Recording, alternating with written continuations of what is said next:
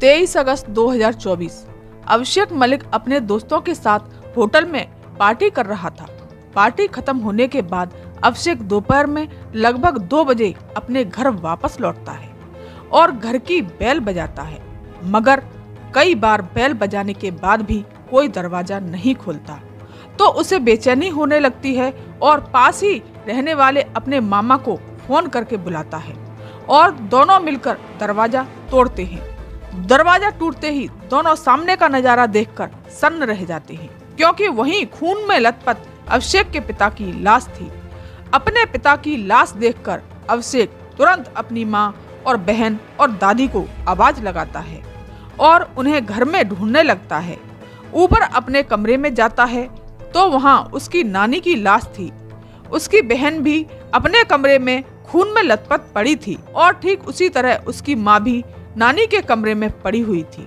यह सब देखकर अभिषेक जोर जोर से रोने लगता है और उसकी आवाज सुनकर पड़ोसी भी आ गए और मामा ने तुरंत पुलिस को फोन कर दिया। पुलिस मौके पर पहुंची और तफ्तीश शुरू की। किसी को समझ नहीं आ रहा था आखिर ये कत्ल किसने किया और क्यों किया। अभिषेक के पिता प्रदीप मलिक रोहतक शहर में एक जाने माने प्रॉपर्टी डीलर थे। प्रदीप के पास पैसे और संपत्ति की कोई भी कमी नहीं थी। प्रदीप मलिक अपने साथ कुछ बॉडीगार्ड भी रखा करते थे। सुरक्षा की दृष्टि से उन्होंने घर में भी हथियार रखे हुए थे, जिसमें एक रिवॉल्वर थी जिसे चलाना घर में सभी लोग जैसे कि अभिषेक और उसकी बहन नेहा और उसकी मां संतोष, जो कि प्रदीप मलिक की पत्नी थी, वो भी रिवॉल्वर चलाना जानते थे। घर में इन चारों के अलावा प्रदीप की सासू मां सुमन देवी भी रहती थी। अभिषेक 20 साल का था और उसकी बहन नेहा 19 साल की थी। दोनों ही अभी पढ़ रहे थे। अभिषेक दिल्ली के एक कॉलेज में एडमिशन लेता है और दिल्ली में ही रहने लगता है। दिल्ली जाने के बाद अभिषेक ज्यादातर अपने दोस्तों के साथ रहने लगा था। वो उनके साथ पार्टियां करता और उनके साथ घूमता। प्रदीप मलिक काफी बड़े और जाने माने प्रॉपर्टी डीलर थे, मगर उनकी किसी से कोई दुश्मनी नहीं थी। पुलिस को कई दिन बीत गए थे, मगर कोई सुराग नहीं मिल रहा था। कई लोगों से पूछताछ की, मगर कहीं कुछ नहीं मिला। इसी बीच अभिषेक भी जब भी थाने जाता था, पुलिस उससे मिलती तो पुलिस को उसके हाव भाव ठीक नहीं लगते थे। अब धीरे धीरे पुलिस के शक की सुई अभिषेक पर आकर रुकने लगी थी, मगर वो ऐसा क्यों करेगा समझ में नहीं आ रहा था। पुलिस ने अभिषेक के चलने के तरीके और उससे बात करने के तरीके को नोटिस किया। उसके हाव भाव साधारण लड़कों की तरह नहीं थे, वह कुछ लड़कियों की तरह बिहेव करता था। उसका हर अंदाज लड़कियों की तरह ज्यादा था। अब पुलिस अभिषेक से सख्ती से पूछताछ शुरू करती है, साथ ही उसके दोस्तों से भी पूछताछ की जाती है और उसके दोस्त बताते हैं कि अभिषेक लड़का नहीं है, वो एक गे है, उसको लड़कों में इंटरेस्ट है। यह सुनते ही पुलिस का अभिषेक पर शक और गहरा जाता है। पुलिस अभिषेक से उसका फोन ले लेती है और उसकी जांच करती है, तो उसमें एक नंबर ऐसा था जिस पर सबसे ज्यादा बात होती थी, जो कि किसी कार्तिक लटवाल का नंबर था। यहीं से इस मर्डर केस में एक बड़ा बदलाव आता है और हत्यारा एक ऐसा व्यक्ति निकलता है जिसके बारे में किसी ने सोचा भी नहीं था। और पता चलने के बाद लोग अचंभित हो गए। अभिषेक के खिलाफ कई सबूत मिल चुके थे। इन सबूतों के आधार पर पुलिस अभिषेक पर सख्ती बढ़ाने लगती है और पूछताछ करती है, तो अभिषेक टूट जाता है और सारी बात बताना शुरू करता है। वो बताता है कि जब वो दिल्ली आगे की पढ़ाई करने के लिए जाता है, तो वहाँ उसकी मुलाकात कार्तिक लटवाल से होती है, जो कि खुद भी एक गे था।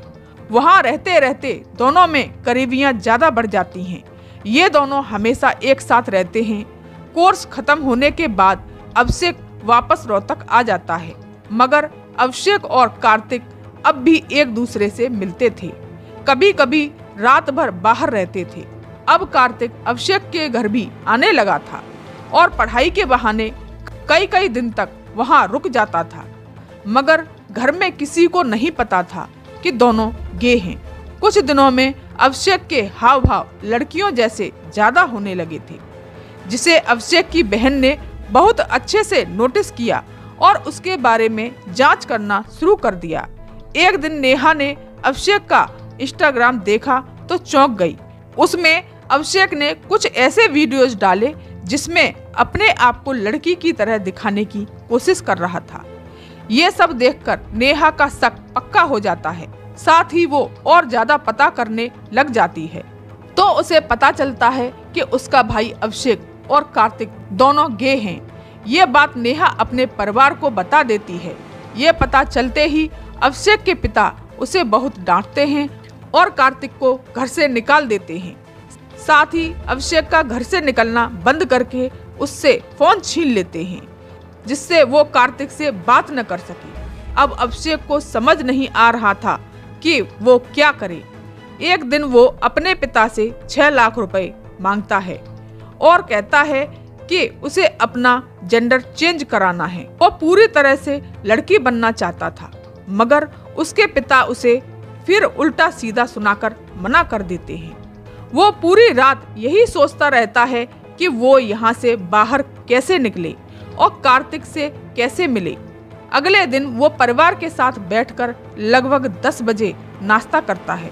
उसके बाद वो ऊपर अपनी बहन के कमरे में जाता है और दरवाजा अंदर से बंद करके तेज आवाज में म्यूजिक चला देता है। और पहले से ही वो अपने पापा की रिवॉल्वर साथ लाया था, जिससे वो अपनी बहन को गोली मार देता है। बहन को मारने के बाद वो अपनी नानी को अपने कमरे में बुलाता है और कहता है, आओ नानी, मैं आपको गिटार बजाकर सुनाता हूँ। नानी जैसे ही बैठती है वो नानी को भी गोली मार देता है। तभी उसकी माँ नानी के लिए नाश्ता लेकर ऊपर आ रही थी, तो वो माँ से कहता है कि नानी उसके कमरे में हैं, आप वहाँ जाओ। अभिषेक की माँ कमरे में जाती है।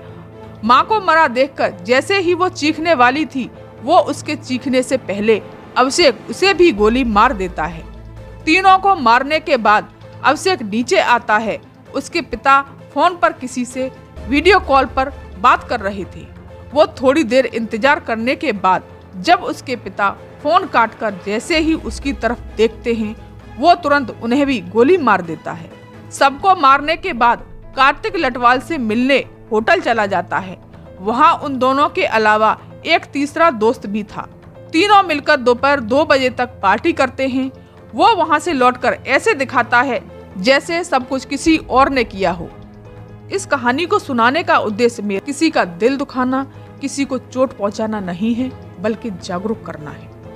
जय हिंद, जय भारत, धन्यवाद।